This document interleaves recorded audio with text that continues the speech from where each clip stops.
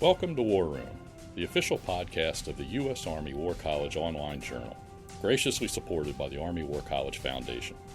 Please join the conversation at warroom.armywarcollege.edu. We hope you enjoy the program. Make sure not to miss a single podcast and subscribe to A Better Peace, the War Room podcast, at iTunes, Google Play, or your favorite subscription service. Hello and welcome to A Better Peace, the War Room podcast. Thanks for joining us today. I'm Jacqueline Whitt, Professor of Strategy and the War Room podcast editor here at the Army War College. One of the facets of military service is that the service is often international, and it usually requires working in multinational environments, sometimes on deployment, but also in the schoolhouse or if you're assigned to military posts overseas. Over the last year, a team of researchers from the Army War College conducted a study about succeeding in multinational staff assignments based on interviews with American and international students at the U.S. Army War College. And so today, I've invited two of the study's researchers to join me here in the studio to talk about their findings and their recommendations for people who are going to work in multinational teams. First, we have Colonel Christian Vial, who is on the faculty at the U.S. Army War College as an exchange officer from Chile. He has served in a variety of assignments in Chile and has also deployed in support of UN peacekeeping operations in East Timor and Haiti. Thank you, Jackie, for having me here. My pleasure. It's great to have you. And second, we have Dr. George Woods. George is a professor at the U.S. Army War College in the Department of Command, Leadership, and Management. He is a retired Army colonel who has served on several multinational staffs and teaches courses on leadership, international team building, and negotiation. Thanks, Jackie. It's a pleasure to be here. Okay, so gentlemen, thanks so much for coming today and joining me here on War Room. So I'd like to start with asking you about why you started the study. What was it that got you interested in it and what you maybe hope to learn? Well, first of all, I think it's important to mention that the project is part of the permanent improvement of the curriculum to fill gaps of knowledge in order to provide students with fresh and updated knowledge to enhance their personal performance and a better understanding of the strategic environment. So faculties from DCLM received the feedback from the students in past years, pointed out that they feel less prepared to face the challenge of working in multinational staffs. So DCLM came up with this project, whose purpose is to find what the common challenges are, where they are, and how better prepare our officers to lead effectively and inclusively. And eventually, the results of that translated into a new DCLM elective on multinational staffs and to publications to inform how we train and understand how we understand the multinational staffs. Yeah, so that seems really important that it's this combination of the teaching that we do in the classroom plus a research imperative that we have as faculty members, as scholars, and as practitioners to really improve the education of our students, but also to get the word out outside of the walls of Carlisle Barracks and the students who are here. Absolutely. But my answer would be incomplete if I don't mention that the project is consistent with a U.S. military strategy. Back in 2015, the National Military Strategy mentioned some national military objectives. Among others, defeat violent extremist organization, defeat state adversaries, but there was related to our project, which was strengthen the global alliances and partners, which with the main goal of building relationships that serve mutual security interest. Later in 2018, National Defense Strategy reiterated it by emphasizing on the importance of building alliances, strengthen alliances, and also attract new partners. Because partners provide complementary capabilities and also perspectives to improve the American understanding of the environment. Sure, and I think one of the things I notice, I teach different courses from the ones you all do, but we talk all the time about working in coalitions, working in alliances, and working with multinational partners and allies, but sometimes the specifics are maybe difficult. So I can see why this study would be really important. Two of the researchers, when faced with that question, if this is important to us in the national military strategy, they polled their own seminars to kind of get a feel for how prepared or comfortable their students felt in going to serve in a multinational staff. Basically, the vast majority of them were uncomfortable or felt ill-prepared to do that. Second was how many had served on multinational staffs. And again, it was like crickets chirping. Many of them had not served on them specifically, and so they had no experience to rely on. So that also validated the need to explore this further to see what gaps there are and what might inform the development of this elective to help better prepare them for that. One of the themes dealt with preparation. And what we found was, while most participants noted that they did not arrive at their assignment as prepared as they would have liked to have been, both U.S. and international fellows felt that, somewhat unsurprisingly, if you will, that they had prepared themselves to some degree, but didn't feel as well prepared, like I said, as they wish they had been. So where did their preparation come from? I mean, I would say largely the general military education process that we have in various countries. Professional military education gave them some general preparation for the kinds of experiences they would encounter while serving on multinational staffs. Those sometimes were supplemented by specific military training that may have been, if they knew where their assignment was going to be, there may have been some dedicated training to do some partial preparation for those assignments. And so in some organizations they go to, if they already knew somebody that they were going to replace, there may have been a little bit more consultation and preparation in the position that they were going to assume from that other person. Sometimes they had no idea where they were going to go or what job they were going to do. So that sort of hindered their ability to prepare. What they also found and identified, some organizations, not many, did some onboarding or training as they began to arrive that began to assimilate them into the organization and get them best prepared before they were actually fully functioning in that staff function. But I think across the board, most would say, again, they were not as prepared as they would like to have been. It sounds almost like the students and other people who have treated these assignments just like any other assignment, where you go from one to the next with maybe a little bit of self-study, a little bit of handoff from your predecessor, maybe some reading, but the turnover is fast and rapid. You don't always know where you're going long in advance. And so it strikes me that one of the things that we might have to think about is how multinational staff assignments are different from everyday staff assignments that maybe that transition is a little bit easier because you've got more barriers, more things to think about. So maybe one thing we also noted, there was a differentiation between U.S. responses and international responses. Was the international response or the international officers commented often that they were able to reach back to their own country and get guidance or help while they were in the job based on people who had served previously in multinational assignments, whereas U.S. officers largely didn't have that or didn't avail themselves of that resource to reach back and get some kind of guidance while they were in the job. The other thing I'll try to note, and it goes to one of your comments earlier, Jackie, was that there really are a couple different types of multinational organizations out there. Some are more stable, enduring organizations like your NATO organizations. So there's much more knowledge about what goes on in them, and so that aids preparation. Others that are more temporary or ad hoc, task forces or operational headquarters like ISAF in Kabul, Afghanistan, much more turnover existing in those organizations. They're not long or enduring or have much of a history. And in some cases, because of the turbulence in those organizations, there's not a lot of written established protocol that allows them to do some of their preparation before they even arrive. So the different types of organizations in there, I think, also affect how well they can prepare.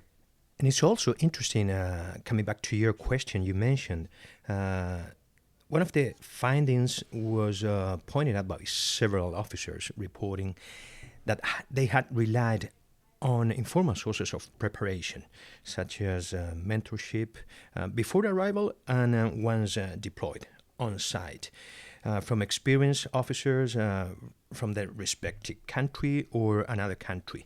But they helped them in this transition of responsibilities within the staff.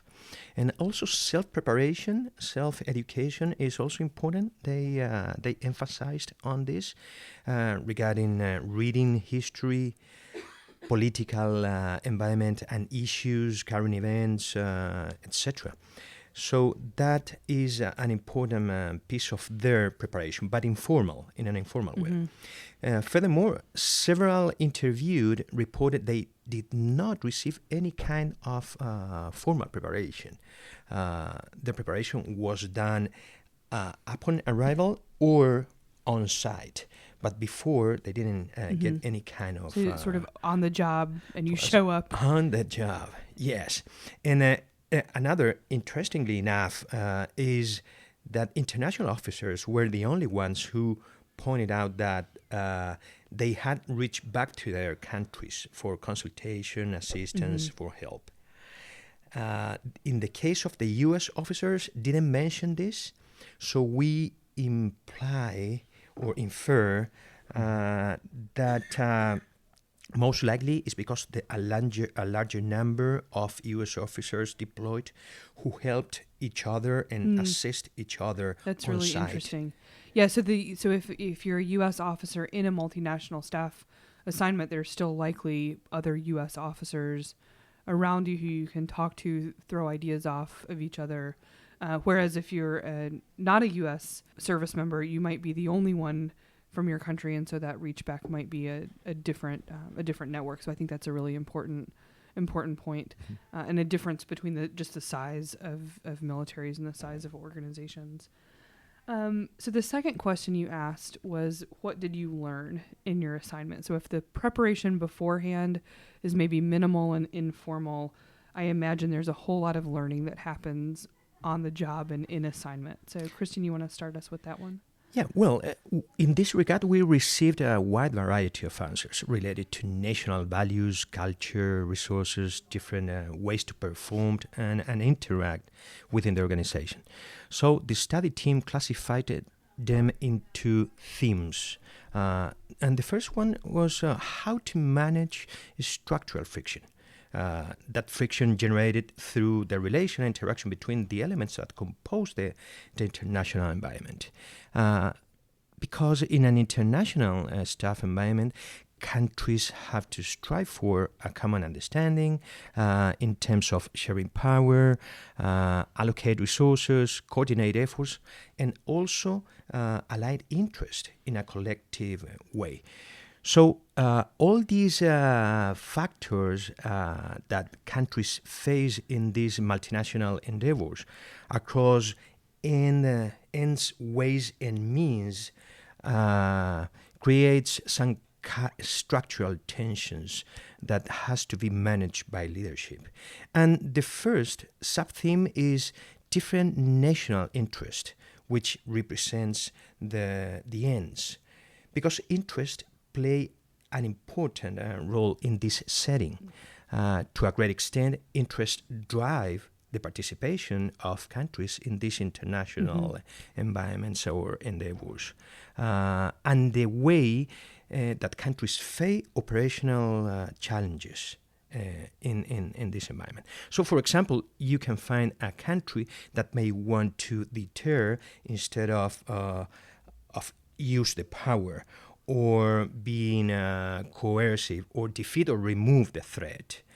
Some may lean to a peace enforcement, other type of mission or operation, while others may be inclined to peacekeeping operation.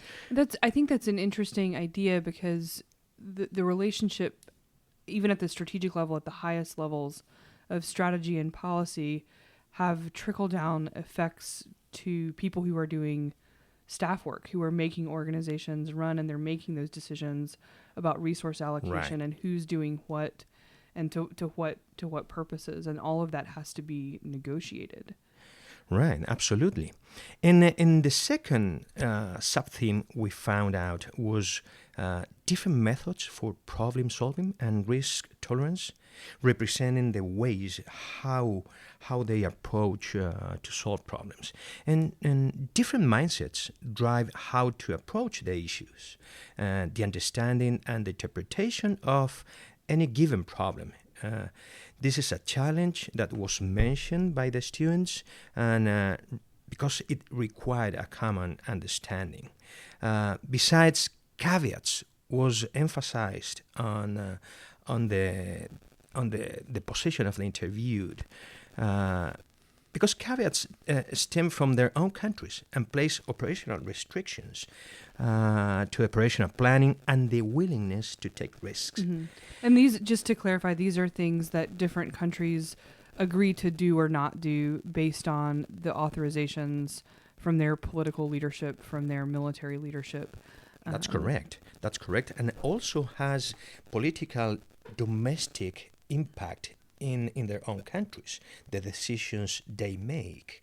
So the leadership of this staff has to be very acquainted of those caveats. And the caveats can be sources of frustration, I imagine, if a certain country can't send their soldiers out on patrol or can't send them to do certain tasks and can only use them in restricted ways, and you're looking at how do you allocate resources and who's assuming risk and cost. I imagine that all has to be, again, negotiated and right. And or really dealt worked with. through. I mean, if those are the caveats they arrived with, are you cognizant of those, and does that understanding help you minimize the friction? Sure. And what's interesting in this regard that some students said that difference is between countries that just show the flag, so participate, and others that really contribute. So it was an interesting finding coming from the interviewed.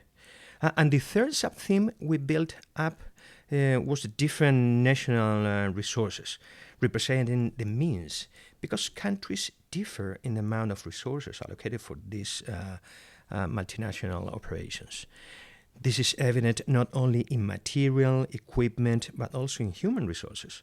For instance, a larger nation has a bigger pool of officers to deploy, and sometimes with more experience in previous deployments or different professional background, education. Other countries with smaller pool of officers with lower rank, they send lower rank officers to cover positions for higher ranks. So it's not strange, in their words, to find a captain in the position of a colonel. And sometimes that may create tension within the staff. No, I think that's a really interesting point because of the size of militaries and who's responsible for what level of organization. And in the United States, there's like 1 million colonels, and we've got colonels to do lots of jobs that in other places it might be done by a lower ranking officer. So I think that sort of led to a couple other findings that transitioned to another lesson that sort of emerged from the interviews we had, and it sort of differed from a U.S. perspective, and then the internationals had a different perspective on it, but somewhat related to this resource manning issue that we were just talking about, or that Christian was talking about. So the U.S. tended to harp a lot on English fluency as an issue that created friction. What they come to find out is that they experience frustration around poor fluency, or that having the effect on slowing the pace of work down. And it taking longer to get things accomplished. So it feels like everything has to be said twice. Or you have to let it simmer and wait for the message to be understood and then to be communicated. Or it may take 2 or 3 times to actually effectively communicate between parties that are trying to work together. So that was one that created some tensions. Obviously, then when the U.S. Doesn't have a counterpart that can speak English, we're not necessarily prepared to speak the other language, so we have to work through translators. Right. So that creates some frustrations with the amount of preparation it takes to get the translator prepared to do what you want that person to do in the conversations, and then process the information back and forth. And was that not a frustration from the international? No, side? So the international saw it a little bit different from their perspective. What the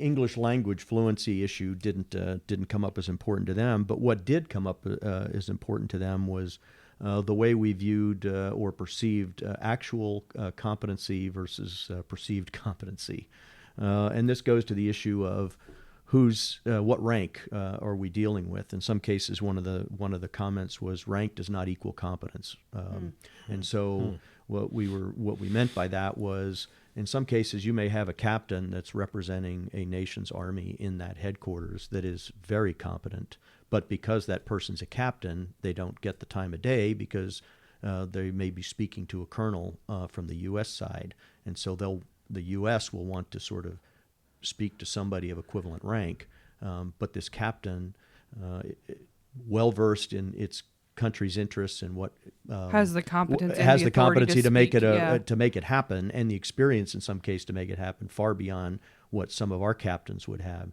And so they wanted to be judged on their actual competence and the contributions they bring, rather than what their rank may have connoted. That seems like a really important lesson to take away. The other one is, in some cases, the U.S. officers might assume simply because they're a colonel, they are competent. And sometimes the armies differed in the experience that their senior officers have had. Therefore, they didn't have the competence that they were assumed to have. So it could go either both way, ways. right? Sure. And so I think that goes to the issue of don't judge the book by its color or by its cover, but actually get to know the person and know what contributions or value they bring to the organization. Absolutely. So the last piece of the study really asked the people being interviewed to give some advice for people who were going to go work on multinational staff. So what were some of the pieces of advice that your subjects gave? Well, most of the answers in this regard coincided with how important is enhancing unity of effort. So how all the differences in culture, values, caveats, mindsets, etc. are harmonized for a common objective. Because in order to achieve this, staffers, according to their version, should strive to build trustful relationships, resulting ultimately in less friction and a better effectiveness for the whole staff. Several participants also emphasized on socializing, interestingly enough, rather than merely issuing orders, and using also guidance as a way to start the conversation that eventually start building a solution of the problem at hand. Some also highlighted skills consistent with the American military concept of mission command, in the sense of enabling discipline initiative to empower others in a trustful sense, aiming for a collective effort. So two big words here: unity of effort and trustful relationship. But this also imply a higher risk tolerance that sometimes is limited in the operational planning and where the staff is working on this. And also develop soft skills is important, like team building, positive attitude, communication, that George may give us a good approach. Yeah, I think of what that. we tried to infer from some of their comments of friction points was what skills might be helpful for them to alleviate them, or to try to exactly alleviate them, or to be able to prevent some of the friction points or overcome those in when they arrive. So part of that kind of depend on what role were they going to assume there. But so we broke them down into different categories. But I think the first one started with self-awareness, and are you a patient person or are you not? If not, you better develop some. So much because it's going to starts with take a little bit self-awareness, longer. right? Exactly. I mean, do you have the ability to empathize? Are you humble enough to know or to realize I don't know all the right answers? And so you're open then to understanding things in a different way. So part of that is kind of know yourself before you walk in, and if there are things that make you sort of biased or lean a certain way. It sounds like solid advice regardless of what your assignment is. Yes, but I think in some cases this became much more tested, and that's what we kind of got from the interviewees. Group leadership skills, because you tend to have a dynamic. So one of the dynamics we talked about might be U.S. officers might be more predominant in an organization, therefore they gravitate to each other to try to problem solve and develop a support network. Well, what about the one or two people from different armies that don't have those counterparts there? So how do you create group dynamics that don't create in-groups, out-groups automatically simply because of affiliations or affinities because you have commonalities, or in the case of the Commonwealth countries, for example, U.S. officers might have more in common with them than they might have with other countries. Therefore, they tend to gravitate there or build relationships with them as just natural human behavior. Well, do leaders see that and try to create mechanisms of creating larger superordinate goals, for example, that creates a superordinate kind of identity of the group so they can begin to work together? And management and leadership skills differed a little bit across the board. I think one of the most important points on that one is if there's a dominant process that's being used in that multinational headquarters, then U.S. officers need to adopt that, not the U.S. way of doing business. So to be willing to adapt to the environment, absolutely, and to go with the right, the flow, because in as some it were. cases the procedures were something that provided some guidance, some certainty, some surety for the international officers to be able to move forward and process things. Good. I'd like to sort of end with a question that I like to ask anybody who does a research study, which is what surprised you most about doing the study, either in the process of doing it or in the findings? For me, it was very surprising the perception and misperceptions from both the U.S. officers and international fellows regarding one another that impact eventually in the effectiveness of the organization.